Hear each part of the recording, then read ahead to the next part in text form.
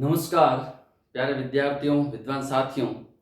काफ़ी लंबे समय बाद एक बार फिर से स्वागत है आप सबका आपके अपने YouTube चैनल साइंस गुरुकुल पे। जी हाँ, मैं आपका दोस्त वीरेंद्र सोलंकी एक बार फिर उपस्थित हूँ कक्षा 10 विज्ञान विषय का एक इम्पोर्टेंट टॉपिक लेकर, जिसका नाम है प्रतिरक्षा एवं रक्त समूह, इम्यूनिटी एवं ब्लड ग्रुप। ये टॉपिक जितना कक्षा 10 के लिए महत्वपूर्ण है, उतना ही मेरे उन साथियों के लिए भी महत्वपूर्ण है जो प्रतियोगी परीक्षाओं की तैयारी में लीन है। और ये अच्छा समय है, एक अच्छा अवसर दिया है प्रकृति ने हमें इस महामारी के रूप में। इसको नेगेटिवली ना लें, क्योंकि घर के अंदर रहकर हम अच्छे से, क्योंकि अभी कोई कामकाज नहीं, कहीं बाहर नहीं जाना है, तो घर में रहकर अच्छे से हम लोग तैयारी कर सकते हैं। ठीक है ना। तो एक अच्छा अवसर मिला है, एक ऐसी सकारात्मक सोच के साथ अपने लक्ष्य की ओर लगे रहें और निरंतर पढ़ाई में कुछ अच्छा और कुछ मेहनत करके अपने लक्ष्य को प्राप्त करें। ठीक है, तो चलिए शुरू करते हैं। इम्यूनिटी एवं ब्लड ग्रुप। देखिए, प्रतिरक्षा ये शब्द अभी इस कोरोना काल में बहुत चलन में है। इम्यूनिटी कैसे बढ़ाई जाए, कोई कहता है च्यवनप्राश खाओ, कोई कहता है काढ़ा बना के पियो। अलग अलग प्रकार के डेली यूट्यूब पे आपको वीडियोस देखने को मिलते हैं। और भारत सरकार के आयुष मंत्रालय ने भी इस पे जोर दिया है कि कोरोना काल में इम्यूनिटी अच्छी होनी चाहिए। ठीक है ना, क्योंकि अभी तक कोरोना की कोई वैक्सीन नहीं बनी है। और वैक्सीन कहाँ है? हमारे शरीर के अंदर ही है। यानी हमारा अगर इम्यूनिटी सिस्टम अगर मजबूत है, अगर हमारे शरीर की प्रतिरक्षा अच्छी है, तो कोरोना हमारा कुछ नहीं बिगाड़ सकता। इसके लिए जरूरी क्या है? सकारात्मक सोच और निडरता। डर नहीं होना चाहिए कोरोना के खिलाफ, और एक अच्छी सकारात्मक सोच होनी चाहिए। डर नहीं होना चाहिए इसका मतलब ये नहीं है कि भी आप बिना मास्क के बाहर घूमो या सोशल डिस्टेंसिंग का पालन ना करो। मेरा ऐसा कतई मतलब नहीं है। मतलब अगर आपको कोरोना हो भी जाए तो डरने की जरूरत नहीं है, क्योंकि हमारा शरीर खुद उससे लड़ने में सक्षम है। किसकी वजह से? इम्यूनिटी की वजह से।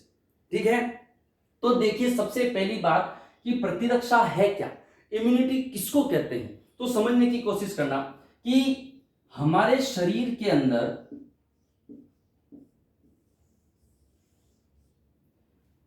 कुछ ऐसी क्षमता पाई जाती है। हमारे शरीर के अंदर ही क्या पाई जाती है? कुछ ऐसी क्षमता पाई जाती है जो रोगों से लड़ती है। रोगों से लड़ती है। क्या करती है? रोगों से लड़ती है।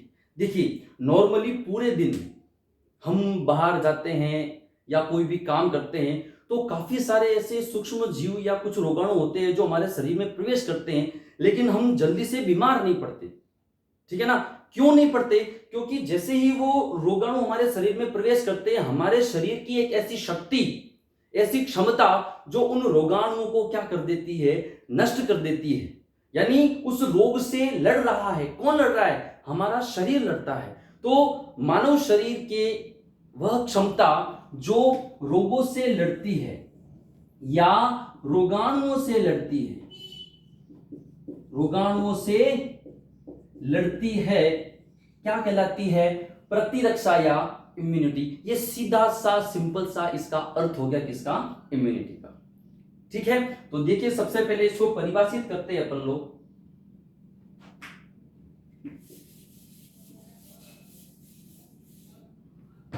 देखिए, मानव शरीर द्वारा रोगों से लड़ने की क्षमता क्या कहलाती है? प्रतिरक्षा कहलाती है। क्या कहलाती है? प्रतिरक्षा कहलाती है। ये सिंपल सी इसकी क्या है? परिभाषा। ठीक है, मानव शरीर द्वारा रोगों से लड़ने की क्षमता या रोगाणुओं से लड़ने की क्षमता क्या कहलाती है?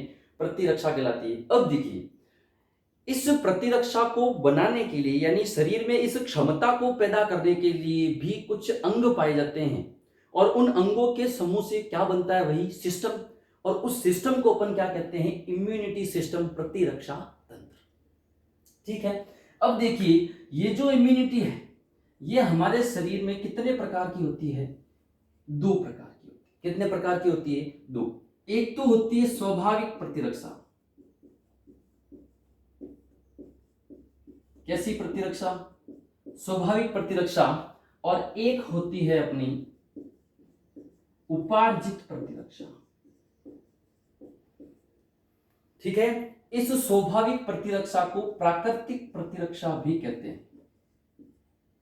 ठीक है, या इसको सामान्य प्रतिरक्षा भी कहते हैं। देखिए, स्वाभाविक प्रतिरक्षा, प्राकृतिक प्रतिरक्षा या सामान्य प्रतिरक्षा। अब देखिए, प्राकृतिक प्रतिरक्षा शब्द है, इसका मतलब क्या हुआ?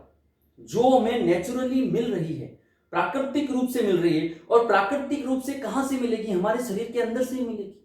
ठीक है ना? तो देखिए, इसकी परिभाषा क्या होगी? प्राकृतिक प्रतिरक्षा या स्वाभाविक प्रतिरक्षा, यह जन्मजात होती है। यह कैसी होती है? जन्मजात होती है। जन्म के समय से ही हमारे शरीर में सिस्टम पाया जाता है, जो सभी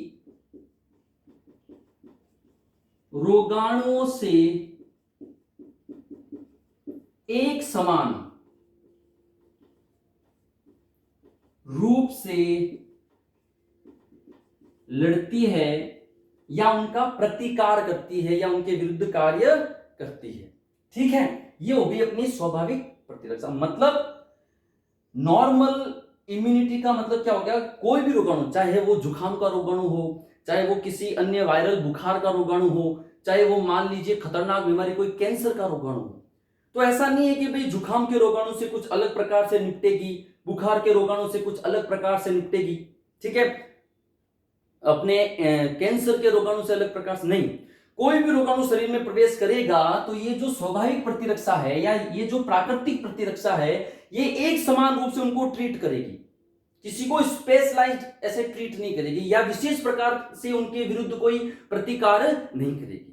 ठीक है, लेकिन उपार्जित प्रतिरक्षा क्या है? इसे विशिष्ट प्रतिरक्षा कहते हैं। इसे विशिष्ट प्रतिरक्षा कहते हैं। क्या कहते हैं? विशिष्ट प्रतिरक्षा। क्यों कहते हैं?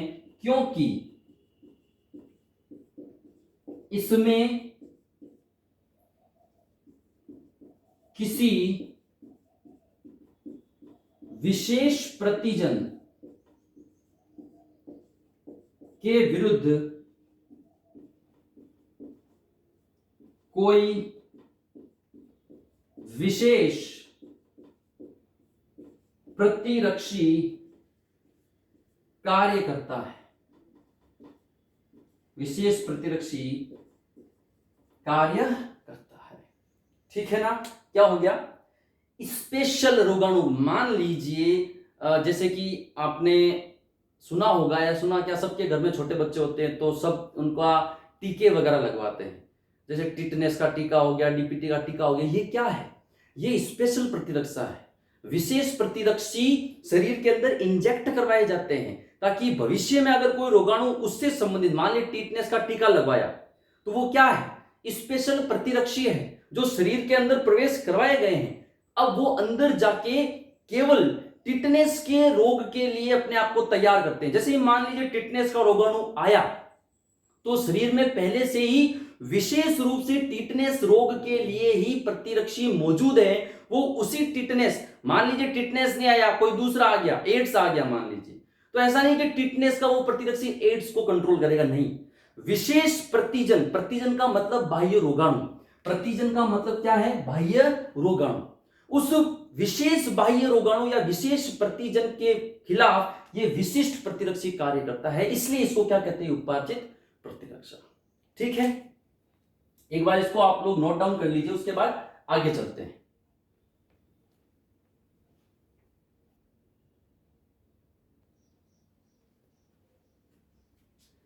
चलिए फ्रेंड्स, आगे चलते हैं। प्रतिरक्षा हमने पढ़ी थी 2 प्रकार की होती है। एक होती है प्राकृतिक प्रतिरक्षा जिसको स्वाभाविक प्रतिरक्षा कहा था, या जिसको हम लोग सामान्य प्रतिरक्षा कहते हैं, ठीक है। दूसरी थी उपार्जित या विशिष्ट प्रतिरक्षा। इनकी परिभाषाएं पढ़ ली। अब देखिए इनके टाइप्स। अब प्राकृतिक प्रतिरक्षा के अंदर कुछ प्रमुख अवरोधक पाए जाते हैं। भाई शरीर के बाहर से मान लीजिए हम लोग कहीं जा रहे हैं, कुछ वातावरण के अंदर मान लीजिए कुछ रोगाणु मौजूद हैं, तो अगर हमारे शरीर में वो प्रवेश कर रहे हैं तो उनको रोकने के लिए, उनका अवरोध करने के लिए कुछ अवरोधक पाए जाते हैं, ठीक है। देखिए जैसे भौतिक अवरोधक, भौतिक अवरोधक में कौन है, जैसे त्वचा, नासिका आदि अंगों में पाए जाने वाले रोम, बाल या पक्षमाप, जिनको हम लोगों ने सीलिया भी कहा था, ठीक है ना। जैसे नाक, जैसे श्वसन तंत्र के अंदर हम लोगों ने क्या पढ़ा था कि भाई मुख्य श्वसन अंग होता है नासिका, और उसके बाद में आता है मुख। और नासिका के द्वारा ली जाने वाली जो श्वसन होती है, जो वायु होती है, वो शुद्ध होती है किसकी अपेक्षा, मुंह से ली जाने वाली। क्यों? क्योंकि नासिका के अंदर क्या पाए जाते हैं, रोम और पक्षमाप पाए जाते हैं, जो वायु के साथ आने वाले धूल के कणों को नाक के अंदर ही रोक देते हैं। तो ये क्या है, भौतिक अवरोधक, ठीक है। उसके बाद में देखिए रासायनिक अवरोधक। रासायनिक अवरोधक का मतलब हो गया हमारे शरीर के अंदर खूब सारे एसिड्स, एंजाइम्स वगैरह मौजूद रहते हैं, ठीक है ना। जैसे कि हमारे पेट के अंदर जठर रस मौजूद है, HCl वगैरह, ठीक है। लार के अंदर कुछ एंजाइम पाए जाते हैं, एमिलेज, टाइलिन वगैरह, ठीक है ना। तो ये क्या करते हैं, मान लीजिए मुंह के अंदर निवाला लिया, उसके साथ कोई रोगाणु था, ठीक है, तो लार में उपस्थित एंजाइम उस रोगाणु को मुंह के अंदर ही मार देता है, ठीक है ना। तो ये क्या कहलाते हैं, रासायनिक अवरोधक। जैसे जठर रस है, लार में पाए जाने वाले एंजाइम आदि। फिर देखिए कोशिकीय अवरोधक। कोशिकीय अवरोधक के अंदर जब हम लोगों ने रक्त का संगठन पढ़ा था, रक्त के संगठन में हमने पढ़ा था WBC, और WBC को हम लोगों ने डिवाइड किया था, ठीक है ना। और उसके अंदर लिम्फोसाइट के अंदर हमने पढ़ा था न्यूट्रोफिल, महाभक्षक और मोनोसाइट। इन 3 कोशिकाओं को प्रमुख मारक कोशिकाएं कहा था, ठीक है। अगर याद नहीं है तो आप लोग श्वसन तंत्र का वीडियो वापस चला के, रक्त वाला वीडियो आप चला के देख सकते हैं, उसमें आपको ये चीज मिल जाएगी, ठीक है ना। तो ये प्रमुख मारक कोशिकाएं हैं हमारे शरीर की, ठीक है ना। WBC का प्रकार है, WBC के अंदर पाई जाती है। अगर पूछ ले कि जैसे मान लो क्वेश्चन आ गया, ये जो कंपटीशन के अंदर कैसे क्वेश्चन पूछे जाते हैं, आ गया मोनोसाइट निम्न में से किससे संबंधित है, RBC, WBC, प्लेटलेट्स, इनमें से कोई नहीं, तो किससे संबंधित है, WBC से, ठीक है ना। मैंने पहले ही कहा था कि जितना इंपॉर्टेंट ये क्लास 10th वालों के लिए, उतना ही इंपॉर्टेंट प्रतियोगी परीक्षाओं की तैयारी करने वालों के लिए भी है, ठीक है ना। तो आप एक एक चीज को ध्यान से समझिए। उसके बाद देखिए उपार्जित या विशिष्ट प्रतिरक्षा। इसके भी 2 प्रकार हैं, एक तो होती है सक्रिय उपार्जित प्रतिरक्षा, एक होती है निष्क्रिय उपार्जित प्रतिरक्षा। सक्रिय का मतलब क्या, मान लीजिए बाहर से कोई विशिष्ट रोगाणु आया, ठीक है ना, बाहर से कोई विशिष्ट रोगाणु आया जिसका प्रतिकार या जिसका प्रतिरोध ये वाली प्रतिरक्षा नहीं कर सकती, प्राकृतिक या स्वाभाविक प्रतिरक्षा उसका प्रतिरोध नहीं कर सकती, तो क्या होगा, तो शरीर में एक खास बात यह होती है कि मान लीजिए कोई विशिष्ट रोगाणु आया तो उसके खिलाफ भी हमारे शरीर का प्रतिरक्षा तंत्र एक विशिष्ट प्रकार का प्रतिरक्षी तैयार कर सकती है, यानी शरीर खुद ही बनाएगा, ठीक है ना। देखिए इस प्रतिरक्षा में शरीर स्वयं किसी विशेष प्रतिजन, प्रतिजन का मतलब बाह्य रोगाणु के विरुद्ध विशिष्ट प्रतिरक्षी का निर्माण करता है, क्या कहलाती है, सक्रिय उपार्जित प्रतिरक्षा, ठीक है। उसके बाद में निष्क्रिय उपार्जित प्रतिरक्षा। उपार्जित का मतलब क्या, जो बाद में ग्रहण की गई हो, ये तो जन्मजात है, लेकिन ये कब आई, जब मान लीजिए कोई विशिष्ट रोगाणु आया, अब भाई सक्रिय उपार्जित प्रतिरक्षा है। सक्रिय कोई विशेष रोगाणु आया तब ही शरीर ने विशिष्ट प्रतिरक्षी बनाया, इसलिए क्या है, सक्रिय है, शरीर ने बनाया इसलिए सक्रिय है। अब निष्क्रिय में क्या होगा, मान लीजिए कोई विशिष्ट रोगाणु आया लेकिन शरीर उसके खिलाफ लड़ने में असमर्थ है, उसके खिलाफ विशिष्ट प्रतिरक्षी बनाने में क्या है, असमर्थ है। उस कंडीशन में क्या करते हैं, बाहर से एक विशिष्ट प्रतिरक्षी शरीर में इंजेक्ट करवाते हैं, ठीक है। देखिए इस प्रतिरक्षा में विशेष प्रतिजन के विरुद्ध बाहर से कुछ विशिष्ट प्रतिरक्षी शरीर में प्रवेश करवाए जाते हैं। ठीक है, इसको क्या कहते हैं? उपार्जित या विशिष्ट प्रतिरक्षा में निष्क्रिय उपार्जित प्रतिरक्षा। ठीक है, तो एक बार इसको लिख लीजिए आप लोग, उसके बाद में अपन आगे चलते हैं। ठीक है, लिख लीजिए।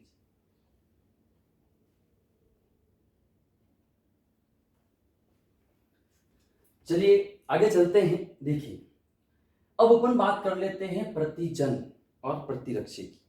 ठीक है, अभी परिभाषा के अंदर ये शब्द आया है कि प्रतिजन और प्रतिरक्षी। तो अब एक एक करके इनके बारे में चर्चा करते हैं। प्रतिजन क्या है? सबसे पहले तो मैं पहले ही बता चुका हूं कि प्रतिजन क्या है? बाह्य रोगाणु। क्या है? बाह्य रोगाणु। ये सिंपल सी चीज। प्रतिजन क्या है? बाह्य रोगाणु।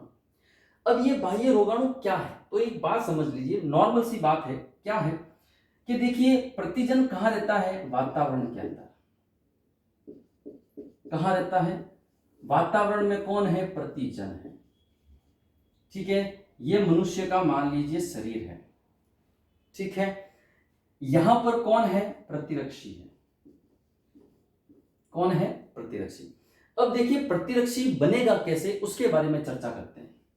देखिए, जैसे ही ये एंटीजन मनुष्य के शरीर में प्रवेश करेगा, एंटीजन कहां चला गया? मनुष्य के शरीर में। तो मनुष्य के शरीर में बीटा लसिका कोशिका पाई जाती है। क्या पाई जाती है? बीटा लसिका कोशिका। सबसे पहले ये किस पे अटैक करेंगे? बीटा लसिका कोशिका। और बीटा लसिका कोशिका पे अटैक करते ही ये इसको क्या करेंगे? प्रेरित करेंगे। क्या करेंगे? प्रेरित करेंगे, या इसमें बदलाव लाएंगे। क्या लाएंगे? बदलाव लाएंगे। कैसा बदलाव? कि ये बीटा लसिका कोशिका जो है वो किसमें बदल जाएगी? प्लाज्मा कोशिका में। किसमें बदल जाएगी? प्लाज्मा कोशिका में। कौन बदल जाएगी? बीटा लसिका कोशिका। क्यों बदली? इस एंटीजन ने अटैक किया बीटा लसिका कोशिका पर, तो बदली, नहीं तो नहीं बदली। यानी एक बात ध्यान रखना कि शरीर में प्लाज्मा कोशिका का निर्माण कब होगा? जब कोई बाह्य रोगाणु शरीर में प्रवेश करेगा। ध्यान रखना, कंपटीशन के हिसाब से भी बहुत महत्वपूर्ण चीज है। ठीक है ना, कि शरीर में प्लाज्मा कोशिका का निर्माण कब होगा? जब कोई बाह्य रोगाणु या एंटीजन या प्रतिजन शरीर में प्रवेश करेगा। ये प्लाज्मा कोशिका क्या होती है? तो ये प्लाज्मा कोशिका क्या है? प्रतिरक्षी उत्पादक कोशिका। प्रतिरक्षी उत्पादक कोशिका मतलब ये कोशिका क्या बनाती है? प्रतिरक्षी बनाती है। ठीक है, तो एंटीजन किस पे क्रिया की? बीटा लसिका कोशिका पे। इसको किस में बदल दिया? प्रतिरक्षी उत्पादक प्लाज्मा कोशिका में बदल दिया। और प्लाज्मा कोशिका में बदलने के बाद भी ये एंटीजन रुकता नहीं है। ये एंटीजन अब कहां आएगा? इसके पास आएगा। और इसको क्या कहेगा? इसको भी क्या करेगा? ये प्रेरित करेगा। क्या करेगा? प्रेरित करेगा। किस लिए? इसको बोलेगा कि तू प्रतिरक्षी बना। प्रतिजन क्या कह रहा है प्लाज्मा कोशिका को? कि तू प्रतिरक्षी बना, मतलब अपनी मौत को खुद दावत दे रहा है। समझ में आ रही कुछ चीज? भाई ये बाह्य रोगाणु है, इसका विनाश कौन करेगा? प्रतिरक्षी करेगा। और प्रतिरक्षी को बनाने के लिए प्रेरित भी कौन कर रहा है? एंटीजन खुद ही कर रहा है। यानी अगर इसकी परिभाषा देखें तो वह बाह्य रोगाणु जो शरीर में बीटा लसिका कोशिका पर प्रतिक्रिया करके उसको प्रतिरक्षी उत्पादक प्लाज्मा कोशिका में परिवर्तित करता है तथा प्लाज्मा कोशिका को प्रतिरक्षी बनाने के लिए भी प्रेरित करता है। कौन करता है? एंटीजन। और प्लाज्मा कोशिका ने अब प्रतिरक्षी बना लिया, तो ये वाला जो प्रतिरक्षी बना है ये केवल इस प्रतिजन से ही क्रिया करेगा, दूसरे से किसी से नहीं करेगा। ये प्रतिरक्षी किसकी वजह से बना है? इस प्रतिजन की वजह से। तो ये प्रतिरक्षी केवल इसी प्रतिजन पर ही अपनी क्रिया करके इसको नष्ट करेगा, दूसरा कोई भी रोगाणु आ जाएगा उसको नष्ट नहीं करेगा। ठीक है, यह है नॉर्मल सी चीज। अब इसको थोड़ा लिख लेते हैं। चलिए,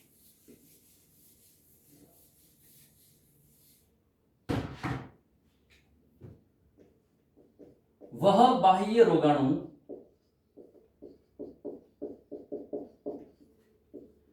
जो शरीर में प्रवेश करके बीटा लसिका कोशिका को प्रतिरक्षी उत्पादक प्लाज्मा कोशिका में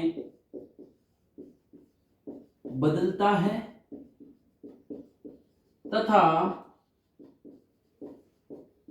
प्लाज्मा कोशिका को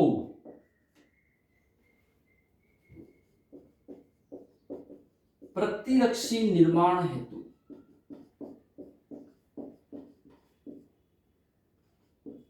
प्रेरित करता है।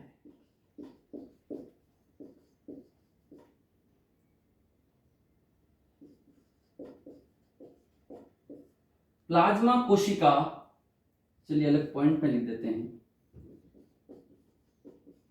प्लाज्मा कोशिका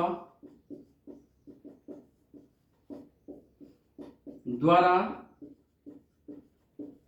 निर्मित प्रतिरक्षी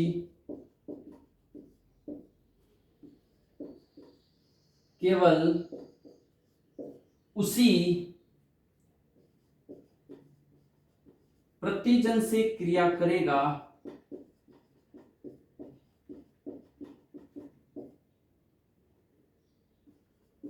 जिसके कारण उसकी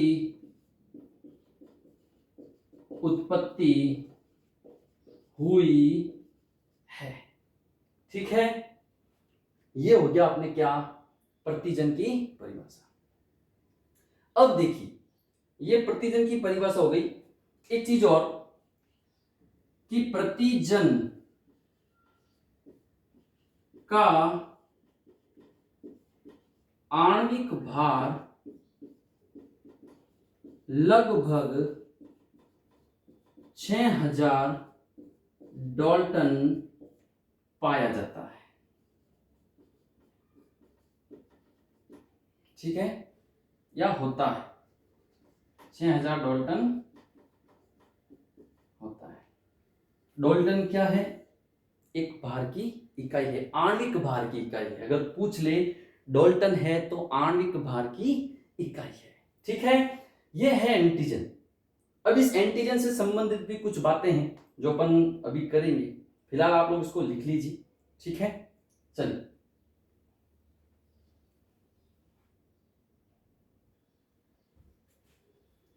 चलिए आगे चलते हैं। एंटीजन से संबंधित या प्रतिजन से संबंधित कुछ शब्द हैं। पहला लिखा हुआ है एंटीजन निर्धारक, दूसरा लिखा हुआ है एंटीजन की संयोजकता। देखिए, अभी अपन ने बात करी कि भाई एंटीजन जो है वो बाह्य रोगाणु शरीर में प्रवेश करेगा तो शरीर के द्वारा कुछ विशिष्ट प्रतिजन बनाए जाएंगे, फिर प्रतिरक्षी, फिर वो प्रतिरक्षी आएगा और प्रतिजन के ऊपर क्या करेगा, क्रिया करेगा, उसको नष्ट करेगा। तो एक बात ध्यान रखना कि कभी भी कोई प्रतिजन किसी प्रतिरक्षी से पूरी तरह से क्रिया नहीं करता, बल्कि उनके कुछ भाग आपस में क्रिया करते हैं। तो एंटीजन या प्रतिजन का वह भाग जो किसी प्रतिरक्षी से क्रिया करेगा वो क्या कहलाएगा, एंटीजनी निर्धारक। एंटीजन का भाग किससे क्रिया करेगा, प्रतिरक्षी से, एंटीबॉडी से। ठीक है, देखिए एंटीजन या प्रतिजन किसी भी प्रतिरक्षी या एंटीबॉडी, यहां लिख देते हैं, किसी भी प्रतिरक्षी या एंटीबॉडी से पूर्ण रूप से क्रिया नहीं करता, अपितु एंटीजन का कुछ अंश ही प्रतिरक्षी से क्रिया करता है, उस अंश को ही क्या कहते हैं, एंटीजनी निर्धारक। मान लीजिए यह है अपना एंटीजन, मान लीजिए यह है अपना एंटीबॉडी या प्रतिरक्षी। अब ये एंटीजन और एंटीबॉडी आपस में क्रिया करेंगे तो पूरे तरह से एक दूसरे से संयुक्त नहीं होते। मान लीजिए ये यहां से जुड़े, तो एंटीजन का ये जो भाग है जो किससे जुड़ रहा है, इस एंटीबॉडी से, इस भाग को ही क्या कहेंगे, एंटीजनी निर्धारक। क्या कहेंगे, एंटीजनी निर्धारक। फिर अब दूसरा एंटीजन की संयोजकता। अब एंटीजनी निर्धारकों की संख्या, एंटीजनी निर्धारक क्या होता है पढ़ लिया। अब कहीं पर भी एंटीजनी निर्धारकों की संख्या मान लीजिए 100 है, मैंने कह दिया कि यहां पर एंटीजनी निर्धारकों की संख्या कितनी है, 100, तो उस 100 को ही क्या कहेंगे, एंटीजन की संयोजकता। ठीक है, और ये होते कहां है, प्रोटीन के अंदर। तो एक बात समझ लेना, एंटीजन किससे बने होते हैं, प्रोटीन से। देखिए, किसी प्रोटीन में पाए जाने वाली एंटीजनी निर्धारकों की संख्या ही एंटीजन की क्या कहलाती है, संयोजकता कहलाती है। किसी प्रोटीन में, मतलब एंटीजन किससे बना है, प्रोटीन से बना है। किससे बना है, प्रोटीन से बना है। एंटीबॉडी भी प्रोटीन से बनती है। किससे बनती है, प्रोटीन से बनती है। एक कहावत आपने सुनी होगी, समान समान को मारता है, कि जहर जहर को काटता है, लोहा लोहे को काटता है। समझ में आई ना। तो ये प्रोटीन से बना है, कौन, एंटीजन। तो एंटीबॉडी भी किससे बनेगा, प्रोटीन से बनेगा। तो किसी भी प्रोटीन में पाए जाने वाले एंटीजनी निर्धारकों की संख्या क्या कहलाती है, एंटीजन की संयोजकता। इनकी संख्या किसी प्रोटीन में लगभग कितनी होती है, 100 से ज्यादा होती है। यानी अगर पूछ ले कि भाई सामान्यतः एंटीजन की संयोजकता कितनी होती है, greater than 50, greater than 100, less than 50, less than 100, competition में पूछे जाते हैं ऐसे सवाल कई बार। ठीक है ना। तो ग्रेटर देन 100, 100 से ज्यादा। ठीक है, इसके पश्चात हम लोग पढ़ेंगे कि जो प्रतिरक्षी बना है वो प्रतिरक्षी प्रतिजन को मारेगा तो उसके कितने चरण हैं, उन चरणों के बारे में पढ़ेंगे। टोटल 4 चरण हैं। छोटी सी बात है, समझ लेंगे 1 मिनट में। ठीक है, एक बार इसको लिख लीजिए।